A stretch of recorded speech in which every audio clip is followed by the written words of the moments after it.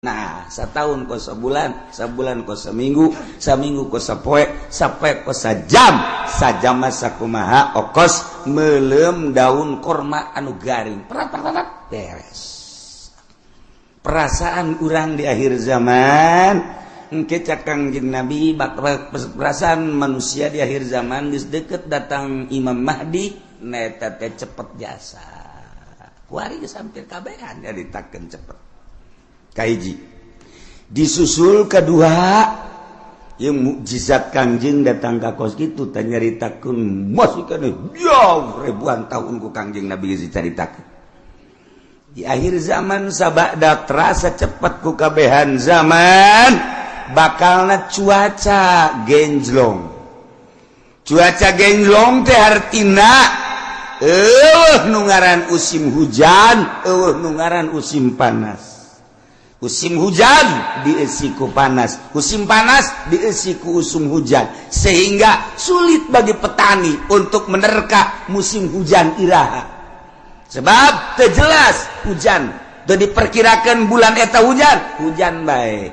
Teu diperkirakan bulan eta bakal teu hujan, teu diperkirakan bakal hujan, teu jadi genjlog waktu.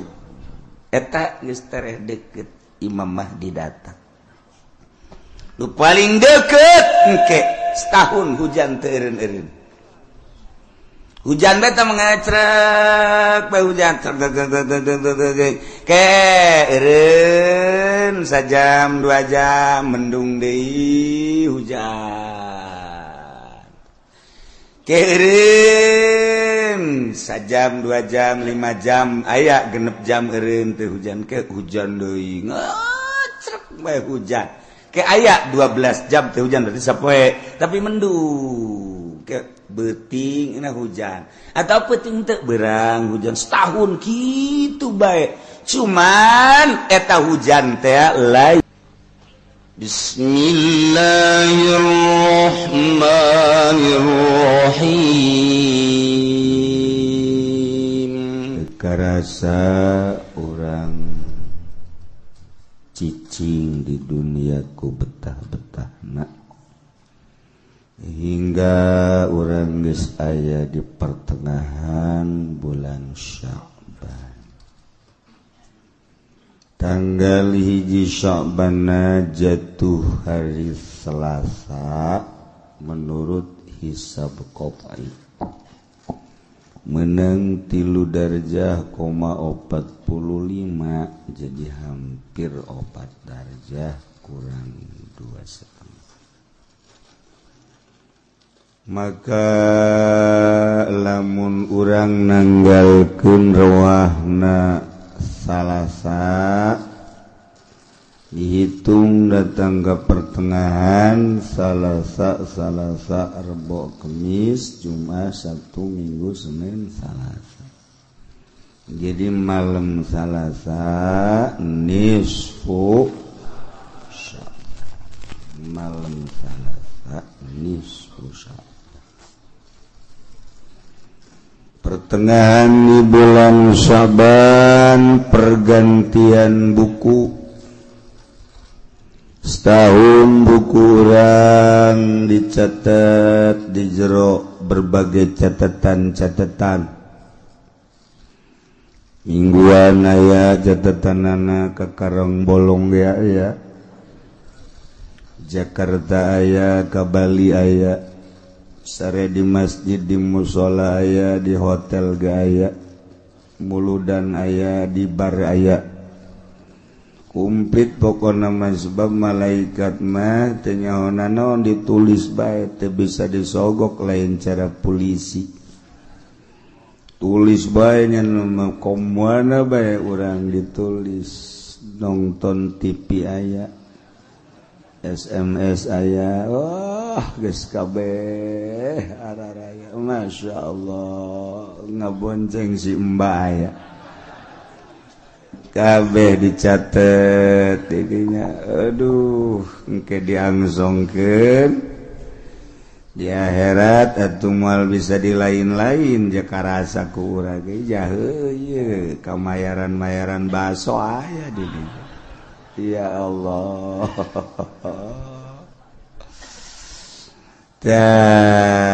Tahun pas nisfu Sya'ban buku nuti nisfu itu datang ke ayeuna diangkat ku Allah turunkeun deui buku nu anyar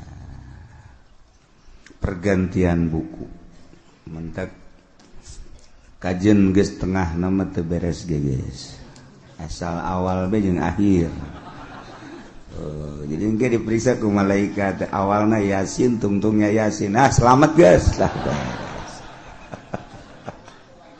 Asa awal aya Yasinan di akhir aya Yasinan di tengah na kudu kabar teu mungkin cek ya guys ieu mah langsung bae guys tuh kan untung urang.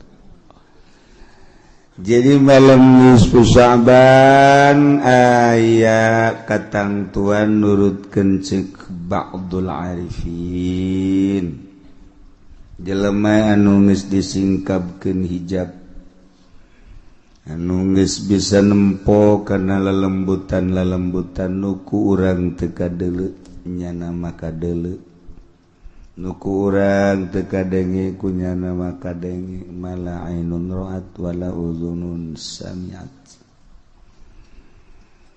geus dededean manehanana dedengean manehanana geus kaditu bae nyana mah ka alam nu itu alam nu langgeng ai urang mah ka dieu mah di dieu bae sebab urang mah disebutna ge keur molor.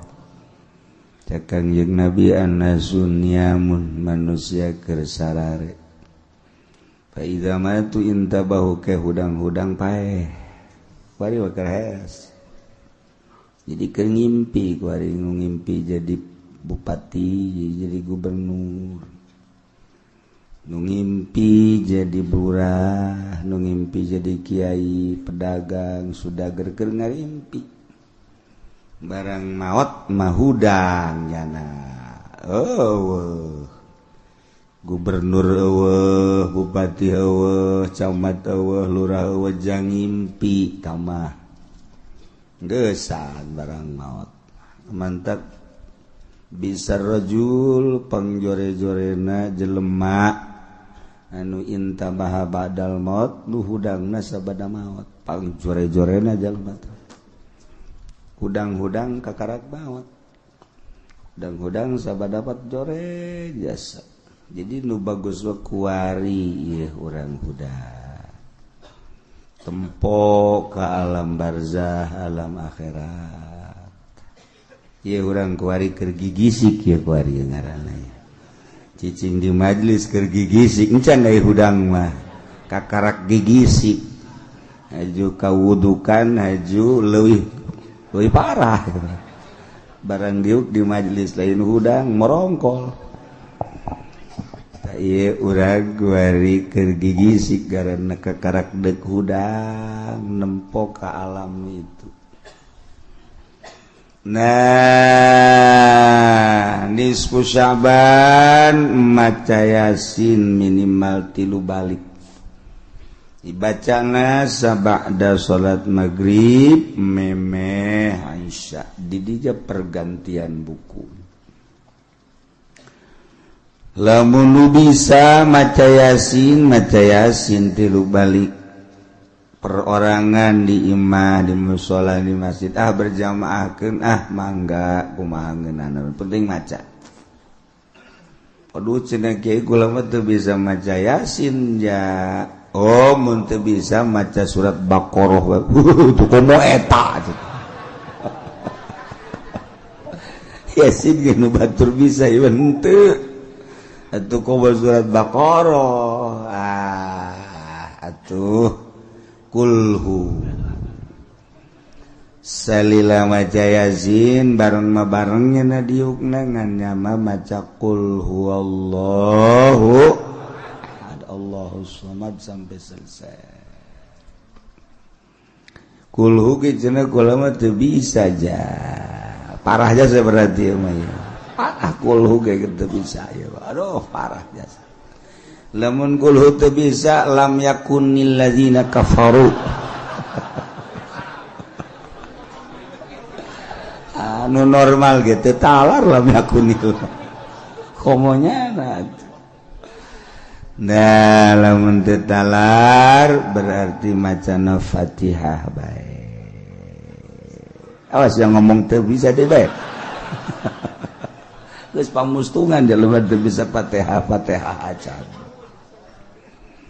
batak dimasalahkeun kumaha lamun aya jelema teu bisa maca Fatihah acan salatna kan dina pikir mah cukup dina pikir mah teu cukup teu bisa maca Fatihah cik mazhab Syafi'i mah ganti ku babacaan nu sejen teu bisa babacaan nu sejen geus cicing sapanjang Fatihah itu Imam Syafi'i mah tapi Imam Malik mah lain terjemahkeun beda menang jadi cek di luar mazhab Syafi'i mah mazhab Maliki mah Allahu Akbar dengan nama Allah yang Maha Pengasih lagi Penyayang.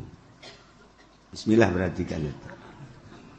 Alhamdulillahirrabbilalamin segala puji bagi Tuhan seru sekalian alam. Budak ngan wah gandeng-gandeng ieu macana.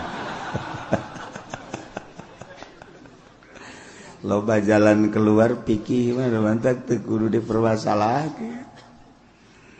Cek ieu meunang, cek ieu henteu, cek ieu meunang teu kudu dimasalahkeun aya nu lain ijma' mujma' alaih. Nah, isbatu hayu pada ibadah. Hakikat da ibadah mah ja urang teh ruh awak masa kadar kurungna doang ngan sanajan bari jeung ruh salila kurungna normal tetep kudu dibawa teu bisa roh doang sia salat ja aing mah kadeureuk ku sia teu salat ja heueuh kunaon teu salat aing mah roh doang aing mah di imah bae ngedeng bener-bener hebat ki ieu naon ki naon eta tambang ki jang nyered aki ki teu bisa tuh tetep bae kudu ku awak sebab cek Imam Ghazali awak eta ibarat nu endek ka Mekah mah onta jelema endek ka Mekah naik onta moal bisa onta na teu diberangkatkeun nyanana datang ke Mekah moal bisa tetep kudu jeung ontana sebab onta kendaraan ai lain aya angin topan mah nyana keur diuk di hareupkeun jalan cicing aya angin topan dibawa ka Mekah rajit bisa cenah kitu keneh urang ibadah ka Gusti Allah na ieu teu bisa make roh doang cara kebatina tata saupa jeung awak biasa jadi malam nisfu Syaban maca Yasin 3 balik ditingali bae geus dina Majmu' Syarif lamun teu bisa maca kulhu bae teu bisa maca Fatihah jeung maca anu urang bisa dengan niat sakumaha anu geus tertera dina Majmu' Syarif ji minta dihampura dosa 2 minta rizki nu jembar jang ibadah 3 minta panjang umur jang ibadah ka Gusti Allah Subhanahu wa ta'ala aya salat dina nisfu Syaban salat na khusus salat nisfu Syaban sabaraha rakaat kiai 100 rakaat geus gideg ti heula boro 100 ada Jumat ge tilok kiai komo dibere 100 cuman sanajan aya salat nisfu Syaban lain paranti urang ieu mah kelas khawas kelas ba'dul arifin nyana geus nu salatna aya babacaan khusus aya doa khusus bahkan pakaianna ge khusus urang mah ulah tah asana senang diulahkeun teh senang kiai maning kitulah jageuna teh daripada diteken tita 100 rakaat maning diulah. Ieu mah andai kata di lembur lantaran loba pendatang-pendatang kuari di seberang ti Jawa di berbagai daerah nu ngajakan salat nisfu Sa'ban ulah bid'ah hukumna. Ulah bae geus mun nyana ge mun bisa dilarang mun nyana teu bisa geus sabodok. Urang mah ulah milu.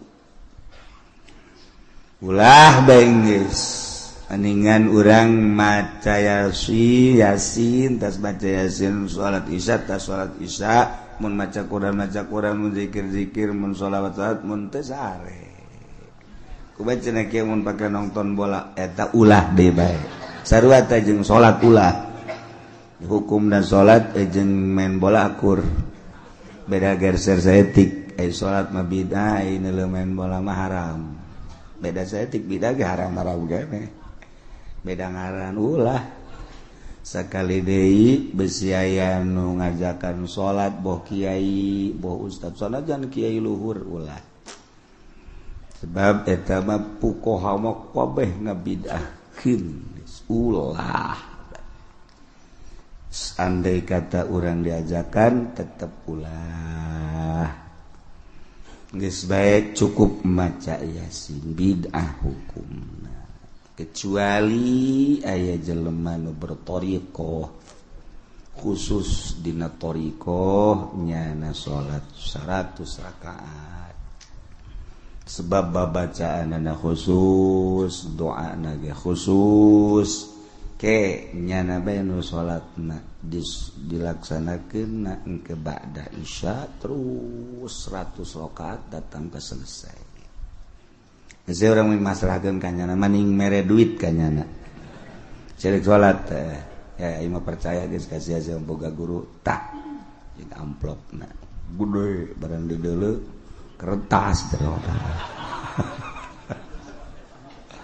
ulah urang baca ieu bae di bejaan teh hari urang lembur Tangerang nama moal aya tiba heula ge Tangerang, Serang, Pandeglang, urang asli nawaungan barang loba pendatang besin neko-neko nyana ngajakan ulah geus malam Salasa nu ngitung tanggal hijina Salasa nisfu Sya'ban nu nanggalkeun Rebo misalna atuh malam Rebo kuat teh cenah kiai kula mah maca yasin neuk 2 peuting malam Salasa maca malam Rebo baca sia neuk unggal peuting los terus teh kudu 2 peuting terus maca yasin bahkan jeung beurang-beurang mah maca yasin terus eueuh masalah jadi Bandung mah model di Tembong Sari jeung Sajabana aya nu 2 makena nisful awal jeung nisful akhir malam Sabal 15 malam 16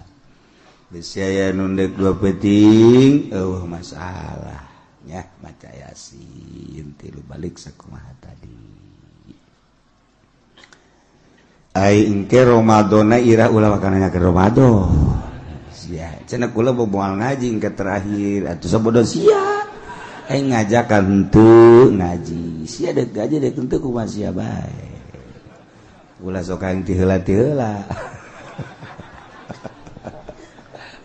kajian kuku bagi boga rencana nyana deka mana aduh lo siapa dek ini tuh indit bae sih ulah sok aja melang segala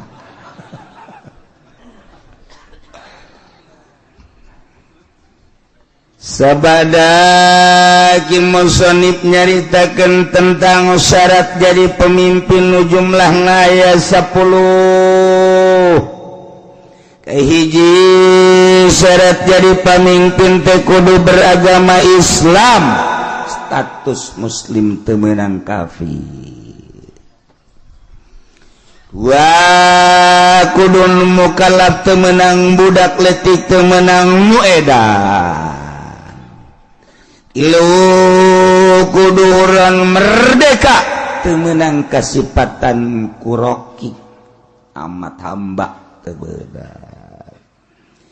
Opat jakaron kudu lalaki ulah cewek ulah awewe geus sing hade lamun geus diulah berarti bakal namun dipilih nimbulkeun karusakan tur nu milihna doraka.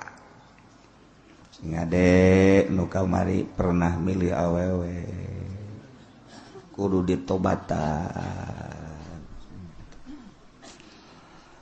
Oh cenah teh mah kiai meureunanan teh mah nu ulah ge cak kiai di kulon ulah ge imam salat awewe imam pamimpin mah teu naon sakeun. Oh kiai ongkoh nyana maca kitab tilok berarti kiai si tilok baca kitab macana Quran lain kiai teh kuyai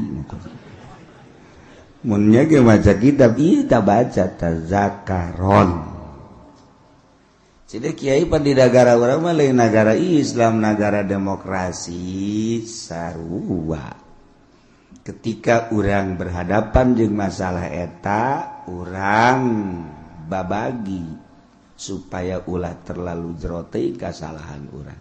Geus masalah demokrasi nyeun kasalahan meleg-meleg atuh ulah keun bae teh mah nyeun aturanna demokrasi urang kuari mah ulah terlalu ketiban tangga jatuh ketiban tangga jadi rengsek teman kayak gitu bara jatuh doang teu ketiban rada deres bae paling ringsek doang geus tah jadi urang ulah sadajan di negara demokrasi ulah dipilih awewe aja nyalamatkan diri orang baik. Bisi aya kiai anu ngajakan, oh kiai geus mangga yang kiai bae teh mangga. Nyebrang di jembatan Siratal Mustaqim kiai bae di kitu. Sia, aing mah hiber. Geus beres. Ulah sok sia. Mejeuna ulah sok ka kiai badal kos kitu mah. Yang kiai kudu disoan badal kos itu. Sia goblok, kiai leuwih goblok. Tolol tungtuna turut begeun kiai. Aduh, ampun. Kelima kudu bangsa Quraisy maksudna aya benang merah jalur kepemimpinan kudu boga jiwa pemimpin. Mun teu boga jiwa pemimpin rusak negara, acak-acakan. Kagenep adlan kudu nu adil benar-benar teu mementingkeun diri sendiri nyana siap untuk membangun bangsa jeung negara aya tanda-tanda keadilanana sebab kadeuleu kurang hiji mun naik mobil kacana tilok ditutupan mana coba teangan pemimpin anu teu nutupan kaca moal aya dua mun boga rokok nyana teh kadeuleu masyarakat nah aya ngarokok kajen teuing nyana teu ngarokok rokona dibikeun ka masyarakat tah eta kan ngeunaheun kana hatena meunang we satahun pajakna dicokot rokok dibikeun pajak dicokot bloon nu jelas kudu adil urang neangan adil hese ketujuh mujtahidan inter berarti sebab itu negara lain desa-desa acat berarti loba konflik anu kudu dipecahkeun permasalahanana nyana teu kudu tuh nyatanya deui andai kata nanya hanya sekedar perbandingan jeung ilmu nu aya di otak nyana supaya lancar ieu negara kudu mujtahidan 8 sujaan kudu gede wawanen gagah ulah nu pelya-pelye gagah ngindaheun urang boga pamimpin nu gagah kumis gede mantap hehehe janggotan wah cambangan jadi urang ngeuleuh tanjagna ge asana betah urang barang nolo presiden atau raja orang ya ini mah beti kali kumisan janggot sama ulah datang ke kos gitu itu bagus mun kunjungan ke Arab bisa didumling gitu. Sujaan kudu nu gagah 9 zaroin yang kaharep sing ada yang kaharep si ayang ke kaharep jang diri orang bae salametkeun tanggung jawabna ke di akhirat orang maka ditanya engke ieu mah nunggeus mah geus bae geus tanggung ka neraka geus nunggeus mah geus ieu nu endek bae endek nah deuleu ku urang mana nu gagah lalaki geus menaya hae we ulah lalakina nu gagah pinter eta nu dipilih ku urang kajen nyalametkeun diri urang bae eleh menang sabodok aing mah geus sakitu ta pemikiran aing teh ya lantaran engke ditanya di akhirat jehe kumaha gitu 9 zaraib ngabogaan pemikiran nu luas wawasan anu jero nu luas sebab negara 10 boga dedengan sempurna dedeluan sempurna ucapanana sampurna hartina teu balelo ulah ro jeung al sarua cadel ngalana mal beres atuh ro jeung lam kudu beda ro lam lamun akur engke teu bisa sifat anu wajib di Allah kesifatan ku sifat basol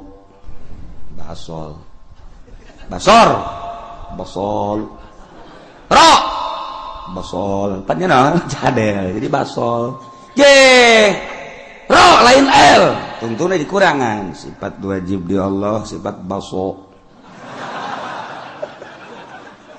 pan baso aing rek teu bisa lam salah mending baso kan jadi salah tuh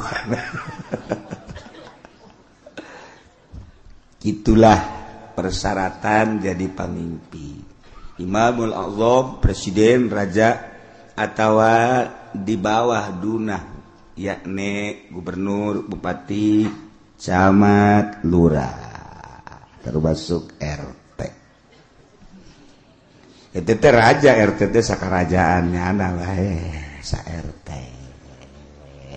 urang jadi takeun RT raja atuh pakai celana pendek pada RT raja kuari deuk nyaritakeun kasahanana jadi imamah kumaha ieu sahna nyana jadi pemimpin seseorang anu memenuhi persyaratan 10 tadi sesuai dengan kriteria anu tadi nyana bisa sah memimpin bangsa kutilu perkara nomor kahiji wa tan'aqidul imamatu bil bai'ati wa tan'aqidul imamatu bisa kabundel nyangred sah maksudna jadi pamimpin sifat pamimpin yakni imam presiden gubernur bupati bil bai'ati ku bai'at di beat di zaman baheula pertama nu di beat ialah Sayyidina Abu Bakrin Siddiq radhiyallahu anhu. Pertama nu di beat jadi pemimpin adalah Sayyidina Abu Bakar Siddiq.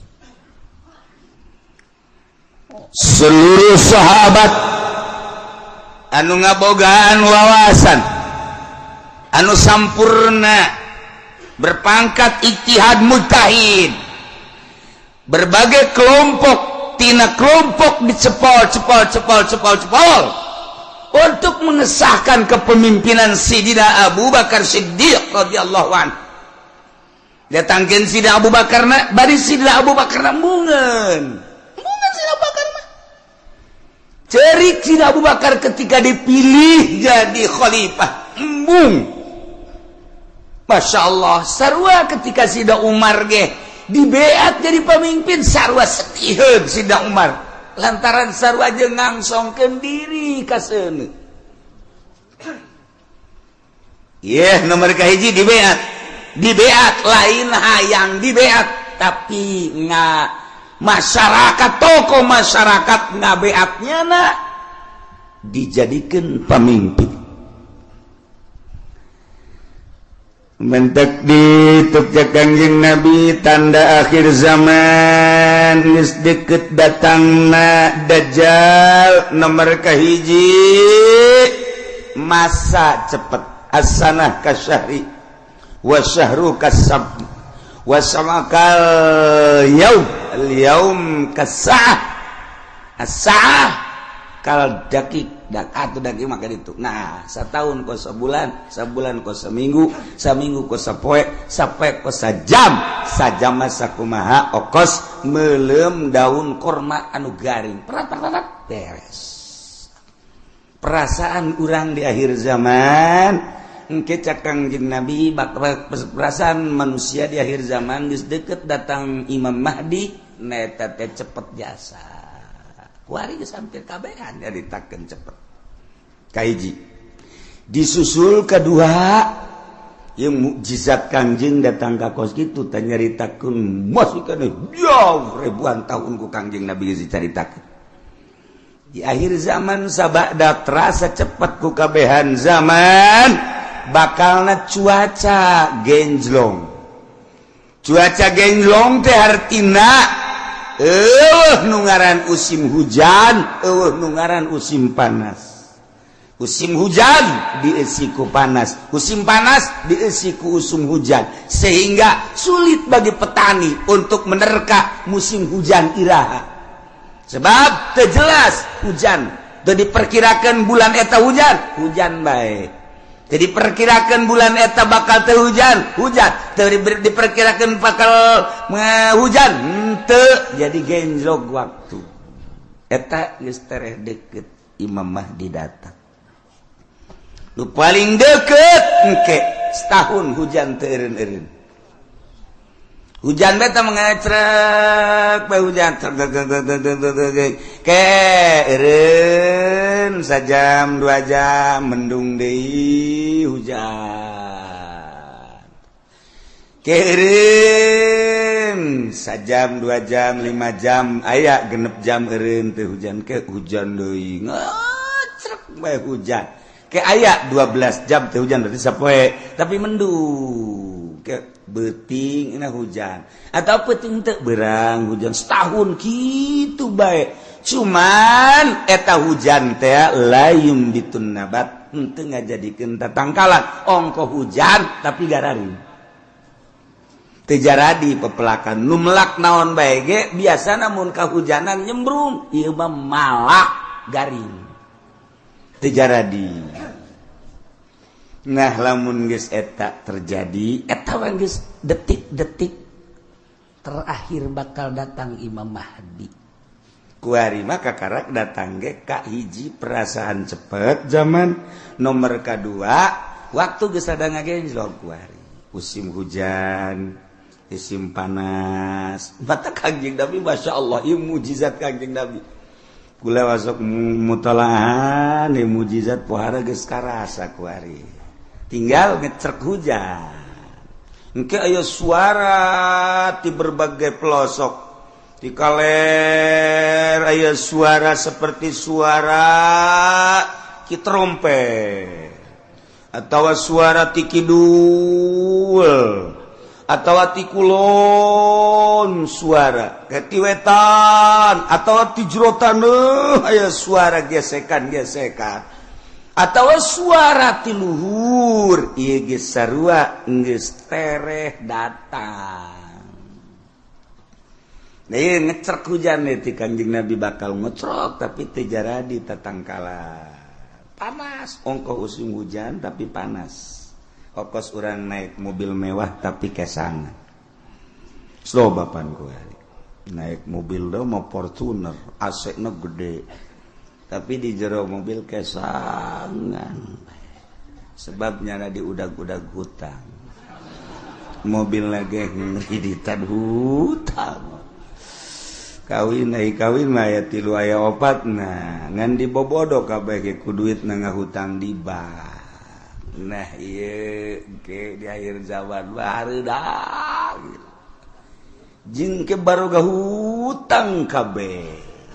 Masya Allah. Peneleuan hadis Kangjeng Nabi akhir zaman geus rada loba di antarana engke jelema lalumpatan menuju neraka. Kangjeng Nabi di akhir zaman mah kabeh jelema lalumpatan menuju neraka. Sahabat caricing bae. Maksudnya salah tante Kangjeng Nabi ngomong nyarita. Kangjeng Nabi balik deui ngomongna di akhir zaman mah jelema lumpat kabeh ka neraka. Percis kos kuya mun dibahasakeun urang mah. Kos kuya ngagejeburkeun diri ka cai. Kuya di luhur aya naon bae gerbek blus kuya mah kacai. Aya naon gerbek blus. Ta ieu masyarakat manusia di akhir zaman percis kos kuya nyalametkeun diri kacai ieu ge lalumpatan ka neraka. Jadi ngegejebur-jeburkeun maneh ka neraka di akhir zaman mah. Sahabat tetep masih culak-cileuk keneh wae. Masa sih cak hatena. Neraka kan seuneu. Manja jelema kudu ngagejeburkeun ka seuneu. Ima jelemana meureun teu normal di akhir zaman teh wae mah Kangjeng Nabi salah ye. Masih didengekeun bae ku sahabat. Asana meureun aya kekeliruan ieu Kangjeng. Kangjeng Nabi kan weruh sadurunge winara. Sahabat teh masih kene culak-cileuk. Banget teu percaya cak Kangjeng Nabi di akhir zaman ke jelema lalumpatan menuju neraka. Percis kos kuya nyalamatkeun diri ngagejeburkeun ka cai. Engke jelema masing-masing kabeh berduyun-duyun. Malah mah mun aya anu rada lambat kunyana disingkirkeun lambat amat sia ka neraka. Disingkirkeun kunyana aing teh lah. Jadi anu jelema-jelema anu ngahalangan di lambat sia ka neraka bae kudu lambat aing teh lah. Wih bari yang berani ayo aing teh lah geus aing jadi pamimpin neraka geus. Oh beranian jasa. Berarti kan geus 3 kali Kangjeng Nabi nyarita kos kitu tah. Berarti beneran nanya lah sahabat wani. 5 ya Rasulullah. Kunaon bisa kos kitu ya Rasulullah bisa jelema berduyun-duyun ka neraka. Sebab jelema kabeh memberanikan diri hayang jadi pamimpin. Mendaftarkan diri hayang jadi kepala desa, mendaftarkan diri hayang jadi bupati, mendaftarkan diri hayang jadi gubernur, mendaftarkan diri hayang jadi presiden, hayang jadi menteri, eta ngaranna bermenuju neraka jahanam. Ya Allah, ya Rabbi, urang lamun ngomong kos gitu pan bupati dah kiai dibisaan. Tok sama kos kitu mah. Ya aing mah keur ngaji, sia daek ngadengekeun atuh teu kajeut. Ya mah ngaji ge ieu bangsa jeung jelema nu kos ka dieu be nu laleutik kae. Muga de mah teu kudu ngaji geus, sia jeung Kiai Golkar bae ka ditu. Aing mah keur nyaritakeun akhir zaman. Mun teu percaya datang bae dibere kitabna baca ku sia.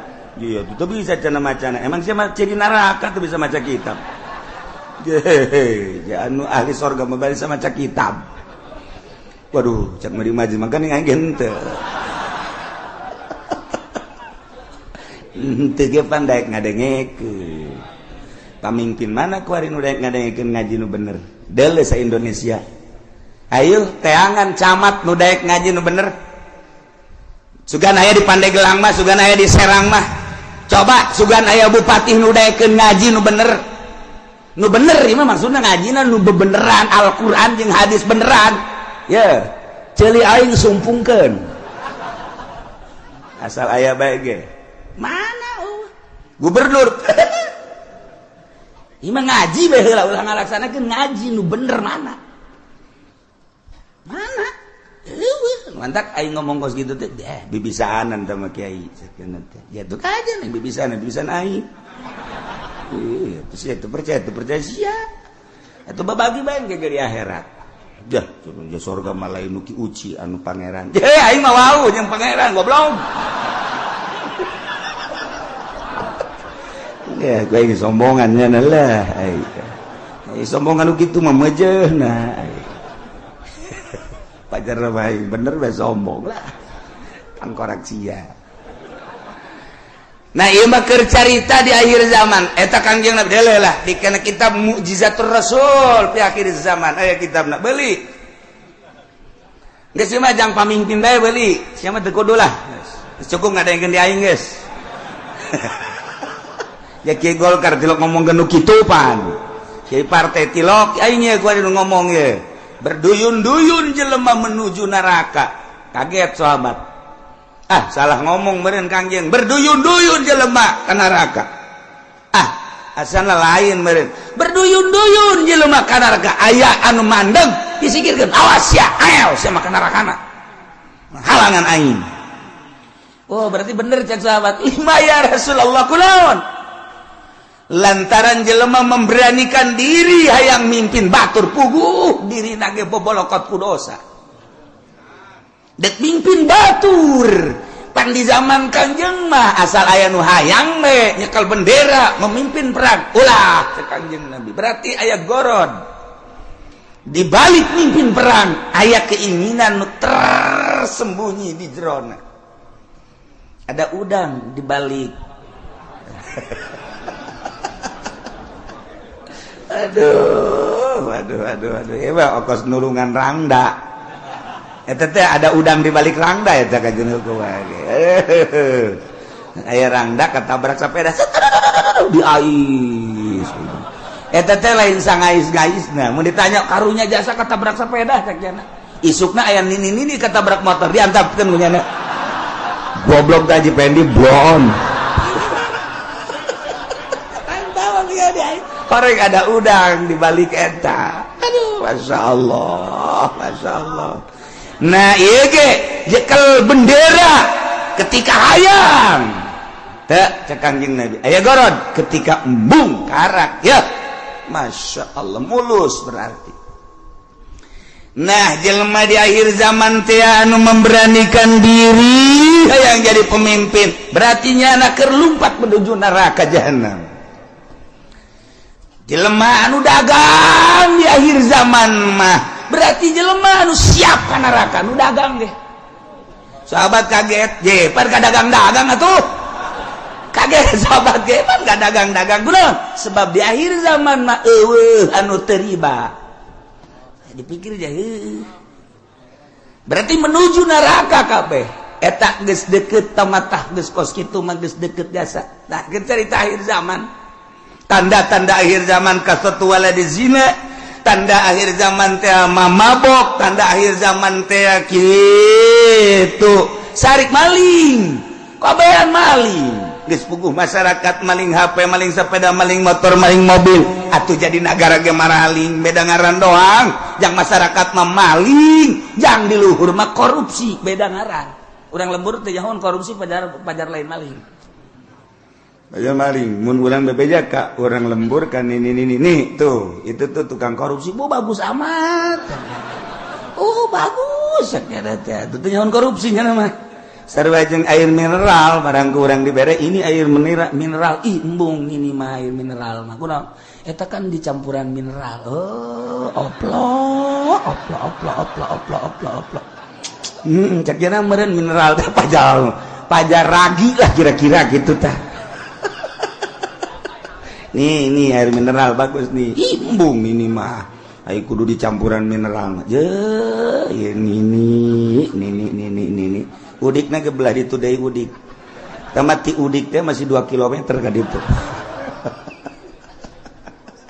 eta loba bahasa-bahasa di akhir zaman mah urang lembur teh nyaho sudah ditekan situasi dan kondisi cak urang lembur teh mah kiai isi-isian malulu cenah ngomong aing mah teu betah orang lembur atau diberi bahasa kos gitu ternyata ndek inteleka jadi orang lembur teu ngarti eta teu nyambung ngaran di lembur mah ngomong lembur bae so sekolah ye loba jasa nu nitahan bahasa Indonesia teu betah aing mah emang teu betah teu bisa aing teu bisa asal pakai bahasa Indonesia bae kandas Okos urang rajek bahasa Jawa, kebal-kebal Sunda deh bayanya lagi. Aduh, masya Allah. Nah, iya. Jadi orang namun nyaritakeun mujizat Kangjeng Nabi, kadang hayang seuri bahasa Kangjengna nu hayang seuri, hebat amat ngabahasakeunna. Yusafiruna ila jahannam. Ih. Berangkat kabeh ka jahanam. Ai. Kedua yas'auna ila jahannam, lompat. Yas'auna mah yusafiru mah leumpang, yas'auna mah lompat. Sahabat kaget, penyaluatan si ka jahanam. Horeng bener. Siaulah yang serikeun pamimpin lompat ka jahanam. Nu tadi kadua pedagang ge orangana lalumpatan ka jahanam. Nomor katilu cak Kangjeng Nabi di imah bae ge tetep ka jahanam bae. Yeuh. Ajeuna mah kabehan tah, bupati rada lega bae. Tadi masa kaing doang cak bupati jeung gubernur sia ge sarua. Ayo atuh berjamaah lah. 5 ya Rasulullah kunaon make jeung di imah bae ge? Sebab di jero imah ge teu kaluar tina maksiat. Di jero imahna, di jero kamar, di jero kamarna nyieun kamar deui, di jero kamarna nyieun kamar deui, dipoekan tetep maksiat bae. Allah Karim. Sebab apa di jero mainnya geus bisa make jaringan internasional. Sanajan di jero kamar, kamarna di kamaran deui, kamarna dipoekan, tapi nyana bisa nempo Hollywood. Di jero kamar, kamarna di kamaran deui, dipoekan, tapi nyana keur aya di Hollywood. Ya Allah, ya Rabbi. Masya Allah, pindahkan keur aya di California. Masya Allah, pohara. Ya Allah, jauh teuing lah ke California mah, pencet deh Texas. Woi, cek nini eta sih negara mana? Ulah loba omong nih. Nini mah nini bae nyahona paling ge bojong bae, kendal bae nyahona bangsa nu karari itu bae, teketos bae. Des nyahona kadinya bae. Pugu di bojong geus sareng di Texas kuari mah. Eueuh nu teu akur kuari. Kahirupan di Amerika jeung di Citra aja atuh beda. Kahirupan di California jeung di BSD teu beda saeutik-eutik acan ja akur. Sok deuleu naon nu eueuh kuari. Di BSD lamun di Amerika urang ningali minuman bebas. Urang turun di pesawat di Abu Dhabi. Oh, minuman timimiti segede cinggir datang ke segede awak, minuman haram aya digelat di Abu Dhabi. Cek urang ieu negara Islam nama ieu, tapi pan minuman pohara. Meuli urang roti di dinya, plek nu belah ditu belah kulon nyelempet dibuka. Aya gambaran jerona. Roti. Kula gitu bebejakan nu sejen kula doang eta. Besi aja mareli. Roti meuli roti garing belah ditu belah ieu kan minuman tuh. Wow, barulut tempat tadi di Abu Dhabi. Cek kula teh meuli roti belah ditu tah. Nah. Meuli detik sagede korma segala naon teh. Dibeli buka aya gambaran. Sia seri emang ngarti tah naon sih?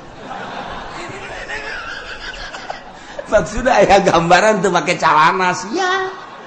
Geus ditutupkeun deui ku kula lah. Dia kan banjang bawaan ka imah.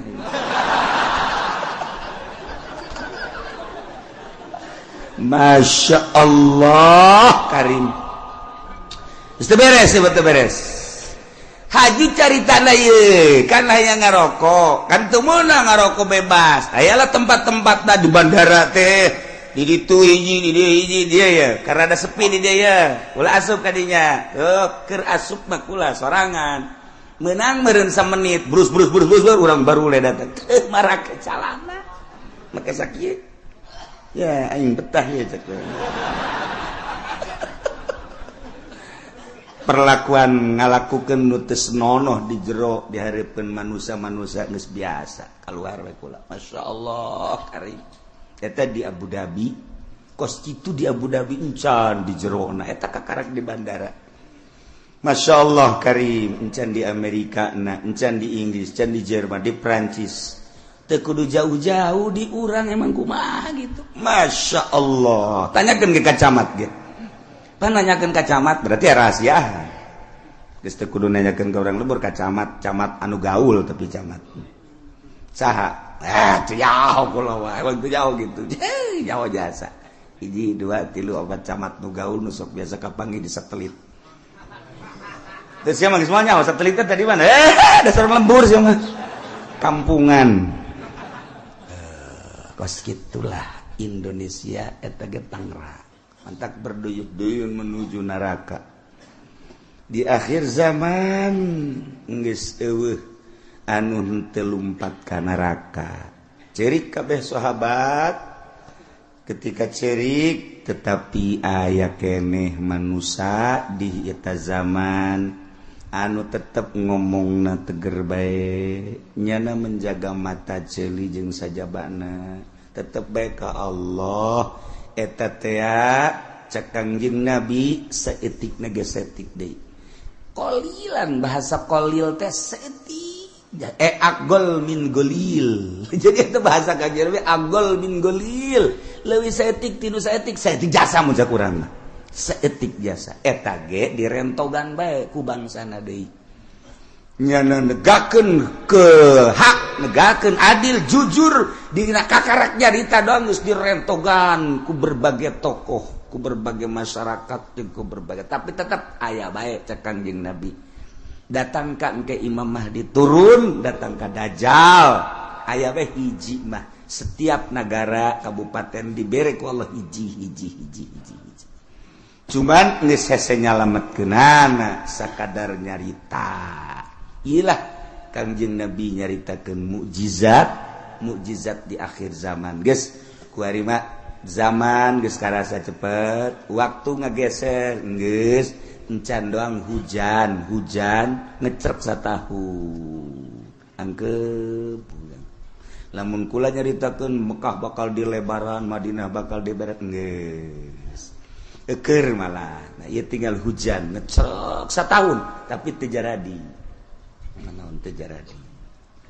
Jelema berduyun-duyun menuju neraka jahanam. Teu karasa Masya Allah. Tetep urang mantak ngaji, urang hayang salamet.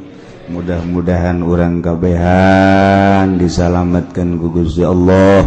Keluarga urang, pemajikan, anak incu urang disalametkeun.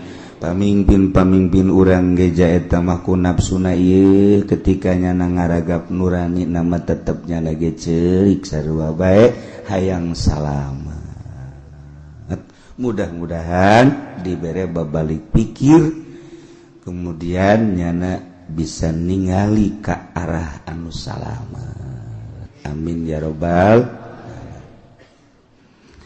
Watanakidul imamatu bisa sah jadi pemimpin, jadi presiden bil bai'ati ku di bai'at wal asahu nurutkeun cekal asah bai'atu ahlil hilli wal iqdi saha minal ulama'i war ru'asa'i wa wujuhin nas alladzina yatayassaru ijtiba'uhum.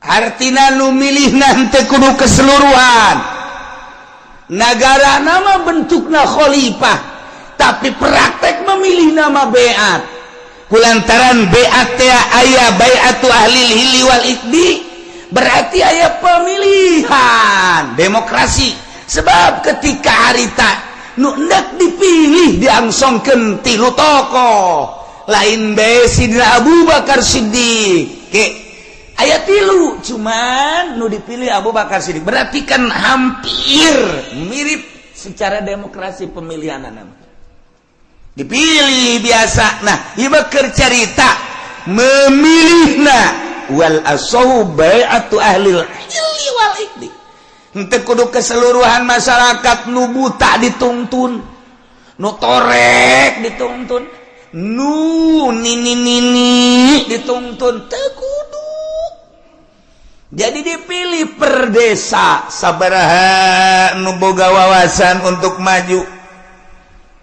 Lamun sakecamatan sabaraha desa pilih per desa teh mun sadesa aya 18.000 manusia kemudian diperkecil deui ku ari mah di kitu naon ngaranna dipekarkeun jadi 8.000 atau 7.000 per desa eta nu 7.000 tingali per kelompok-kelompokna sasi nu boga wawasan untuk maju ieu teh jang keselamatan bangsa jeung negara ahli hilli wal iqdi geus ulama nu milihna ulah diberean duit di umrah-umrahkeun supaya manehanana milih tegala dibere motor dibere mobil aduh eta mah sogok menyogok ngaranna lamun aya kiai nu narima sogokan ti pemerintah sogokan ti jelema-jelema nu endek calon eta berarti kiai keur lumpat nerleng bae dek menuju neraka jahanam teu kudu ese dengan kiai kos gitu. Namun aya jelema kiai dek milih pemimpin tapi jana menerima sogokan di partai, di ketua, di kandidat, berarti eta kiai keur ninggalkeun masyarakat dak menuju neraka jahanam. Tinggal kukula ada ditanya, aya eueuh kiai nu kos gitu. Aya, lamun aya pang nyebutkeun saurang. Coba ulah isin-isin. Saurang bae. Di Tangerang bae teu kudu ka sarang-sarang. Tangerang aya weh. Aya urang pasar Kemis aya weh. Sia mah aya bae kagak deketan ka Cilongok sia. Sia mah ka aing meureun kajen kuku mah ge. Dasarna sia mah ekstrim.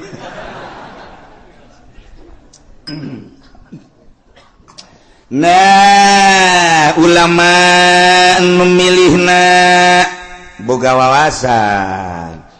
Di samping ulama ruasa, pemimpin-pemimpin tokoh-tokoh.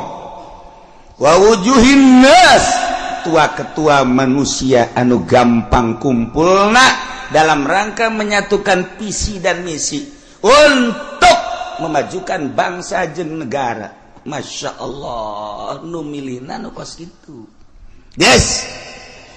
Kuari maka simpulanana bae wa syartuhum sifatus syuhud. Syarat jelema nu endek mengangkat kepemimpinan, ulama, tokoh, termasuk kitu kepala-kepala kampung dan lain-lain sebagai berbagai lapisan masyarakat anu dianggap mempunyai wawasan.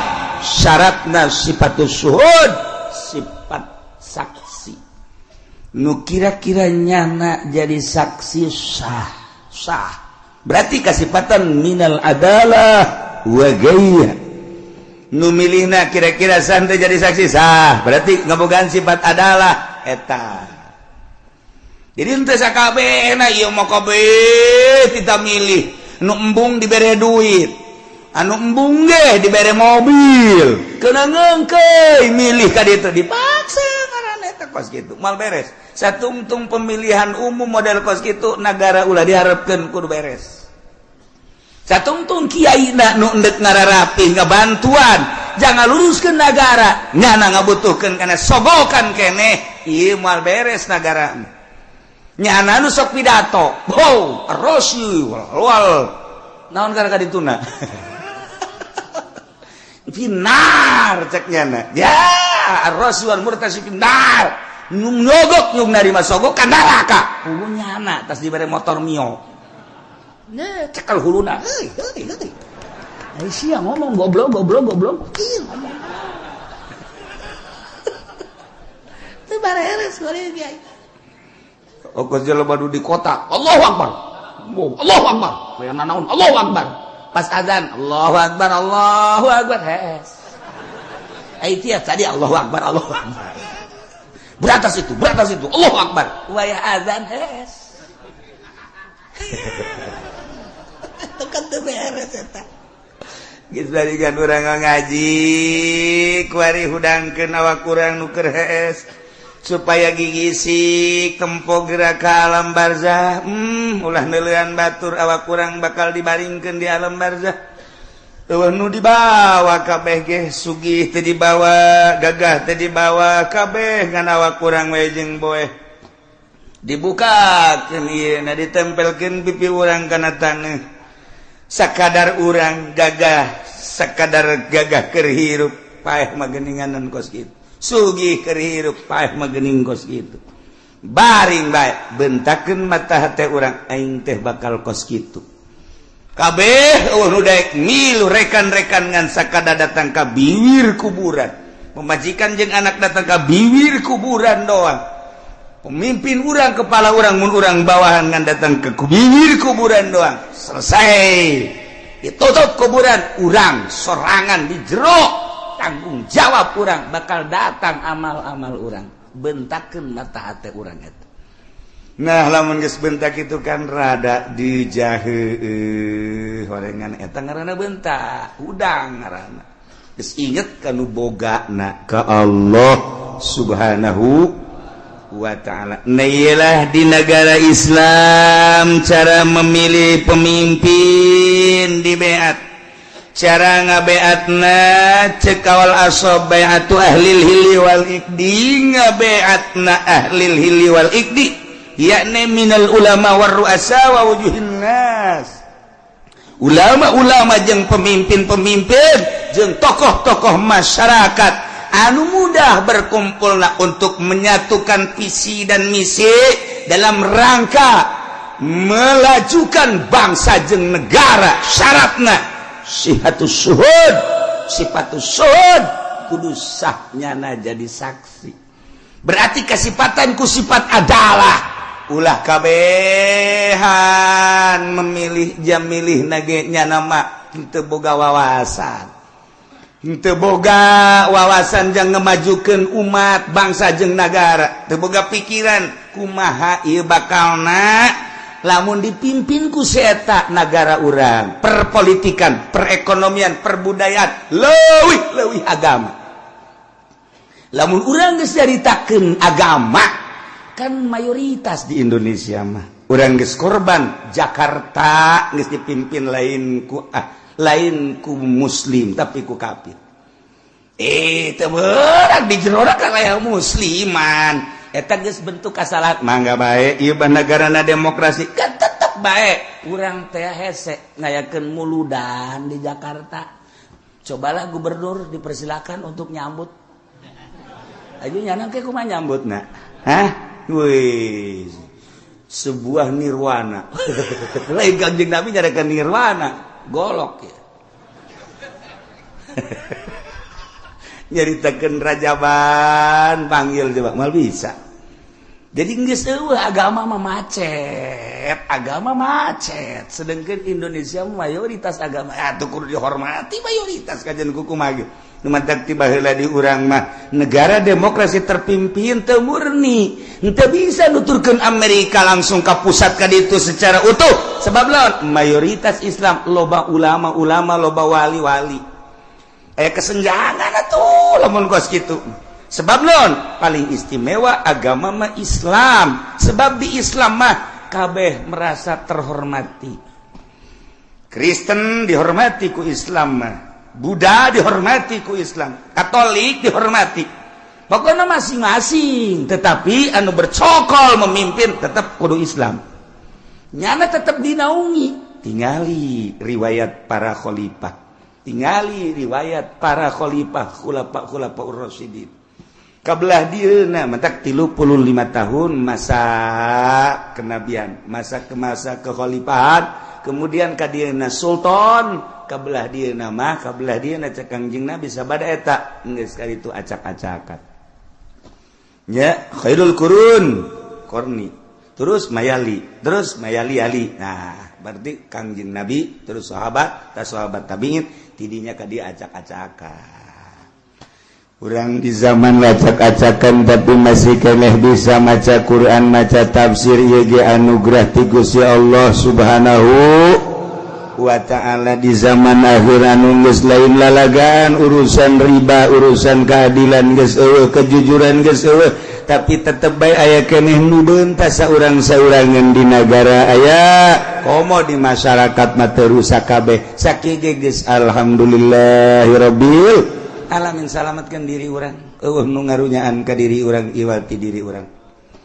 batur mangan sakadar huhahehe doang mantak Tuan Syekh Abdul Qadir kedatangan tamu setelah kedatangan tamu nyaritakeun cintana ka seseorang seri Tuan Syekh datang deui tamu nyana nyaritakeun cinta ka seseorang seri geus beres ngobrol nyaritakeun cinta nyaritakeun bendu kasih anu mah cinta kasih anu bendu kasih anu cinta kasih anu bendu cek tuan syekh cinta ente jeung bendu ente tetep neraka jahanam kunaon emang sebab cinta jeung benduna lain lillah aya kepentingan urang resep jasa ka tokoh nu itu pohara emang kunaon mantak resep sok merean bae aing bendu jasa kasih itu kunaon pelit tuh kan aing resep jasa ka kiai itu batu emang kunaon kiai itu mah naon bae ge jeung meunangnya nama itu soalnya mah meunang bae anu mengkredit meunang segala meunang kalau deposito meunang aing geunaheun kadinya aing bebarengan jigana nonton bola tah kiai mah kudu kos kitu internasional aing resep jasa kajana mah bendu na kasih itu bendu jeung resepna kabeh lain lillah sarua jahannam keneh masyaallah dah ieu nomor kahiji jelema diangkat jadi pemimpin melalui pemilihan di BAT dipilih ku ahli hilli wal ikdi nu milihna ulama ruasa wujuhin nas yakni nu kasipatan ku sifatus suhud sifat adalah sahnyana jadi presiden lantaran dipimpin ku jelema-jelema ku tokoh-tokoh ku bangsa-bangsa anu ngabogaan wawasan tur ngabogaan sifat keadilan nyana mimpina dengan prima ngeunaheun teu leceh nomor kedua wa bistikhlafil imam wallahu a'lam